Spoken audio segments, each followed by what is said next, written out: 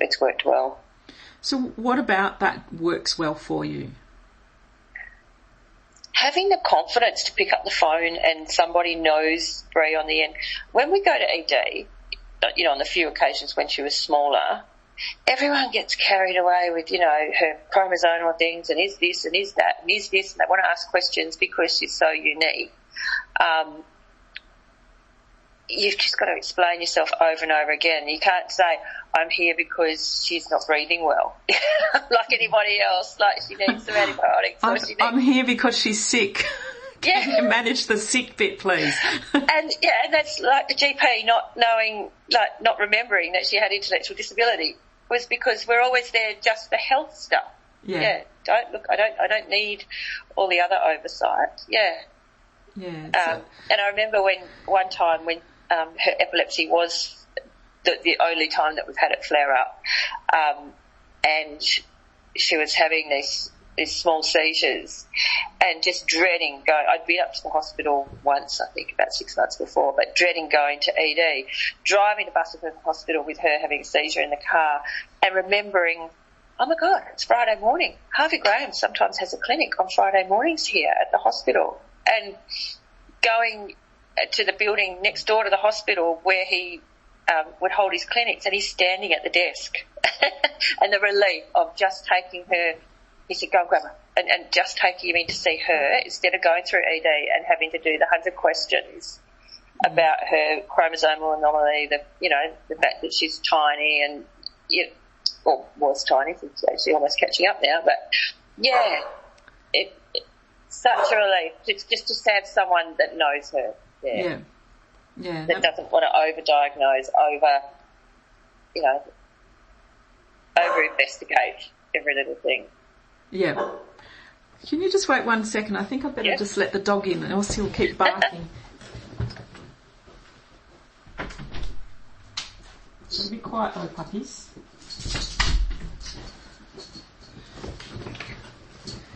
Sorry, they're very take cute. Take you for a walk and go and zap my coffee. Okay.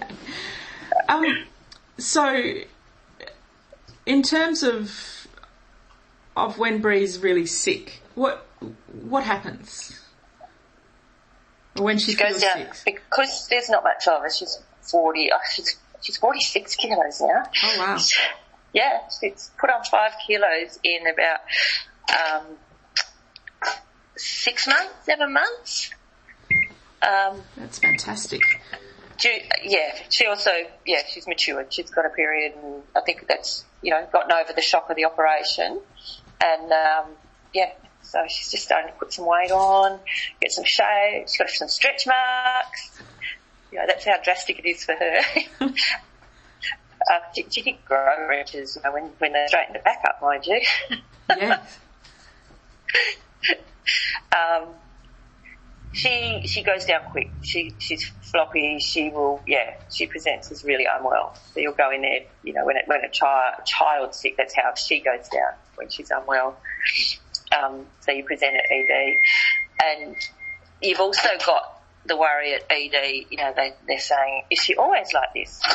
So when someone doesn't know her, and that was what I found when the epilepsy was playing up.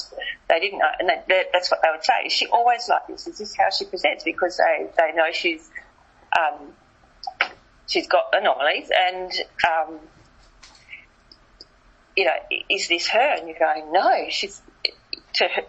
it's unfathomable that anyone would think that that's how she normally is, but they don't know. Yeah. They see a list of conditions or a list of diagnoses, and think that that's how she might be all the time. So that's another thing that you've always, it's another stress going into ED. And the same with recovery from her operation when we're in Royal Perth. The nurses didn't know, so we just had to have someone there all the time. The nurses wouldn't know if she was up or down, or because she couldn't communicate. Yeah. And they wouldn't know if she's normally like, a comment from a nurse when she was the worst night that she had, and she was trying to we had her on the commode, she was trying to throw herself off with pain. It's the only time that she really lost control. And I said, because Shane, my other daughter Shane, was going to go home that night, was going to stay that night, and she didn't. I did instead. And I said, thank God Shane went home. And she said, oh, for restraint. And I said, huh? And she said, you've got chains at home for restraint. Oh. So that shows you that level of someone that doesn't know the person. They've got no understanding of what behaviours might be presenting and what might be normal and that all depends on what they've been exposed to and what they... Yeah. So it sounds like there were a couple of things. I'd really like you to, maybe tell me if I'm on the right track. So it sounds very much like there was very little understanding of how pain can be represented when someone doesn't have lots of communication skills to say, it hurts in a particular place. The nurse didn't really have any understanding of pain. She couldn't even say it hurts. She was literally just throwing herself around. She was constipated. She had, 2 days after major spinal surgery, she was... but she thought that might be normal behaviour for her, and that's what we dealt with, every day. Yeah.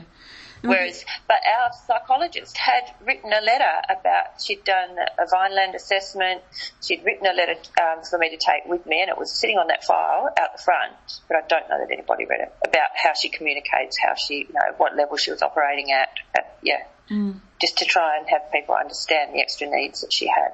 Yeah, and that didn't work. That's staggering. And we took our support up with us, so we took a support worker with us, and we all tag teamed through. Yeah. Because it was too much just for me to stay there for 10 days. Absolutely. Can I just go back to that you said that, when they would say, does she normally present like this? It sounds very much like, I just came across a tool that got developed in the UK, which it's about being able to really communicate what has changed in someone. Yeah. And do you think that's the sort of thing that would be useful? So you could say, at the moment, she's a 5 on this particular scale, but normally she's a 1. Yeah. Would that, and across a range of different domains. And, it includes how fast someone's breathing, or what their pulse rate is, or what their temperature is, and being able to actually say this is different in all of these different clinical ways. Would that be something that you think would be useful in that context? Yeah, I think so. Or even just for if you were given something to write out when you went in through ED as to what is different, what is the change. Yeah, I guess. Yeah. What are you seeing? What are your concerns? And something that could sit on the file that you're not having to repeat over and over and over again. Yes. Well, also something so that they're understanding, because these things tend to ebb and flow, right? You get pain medication. Yeah. What happens? How long is this pain medication effective for them? Yeah. For some people, opiates don't work. Yeah, and that's why we made sure we were there 24/7. Yeah. We had somebody there. I can't imagine dropping her off and leaving her there, as the powers that be might want to happen, the funders. But, yeah. Well, it's tricky, isn't it? There's been lots of discussion about, what's support for health-related issues, but what's support for disability-related support, and it doesn't. Sorry, I've got a naughty puppy that is making too much noise on the beanbag. Oh, it's not bothering me. I want to be able to hear you, not listen to her pouring the beanbag. I was going to say though, in terms of funding, often that's where supports drop away. In terms of an NDIS plan, we don't plan to go into a hospital, and there seems to be this assumption that people don't need support for daily, for hygiene and feeding and communication when they're in hospital. She would have been terrified for someone she didn't know to come and do things like that. And even just to try and interpret that's what we hung our hat on with the funding. She needed it for communication. It's one of the the guidelines there. If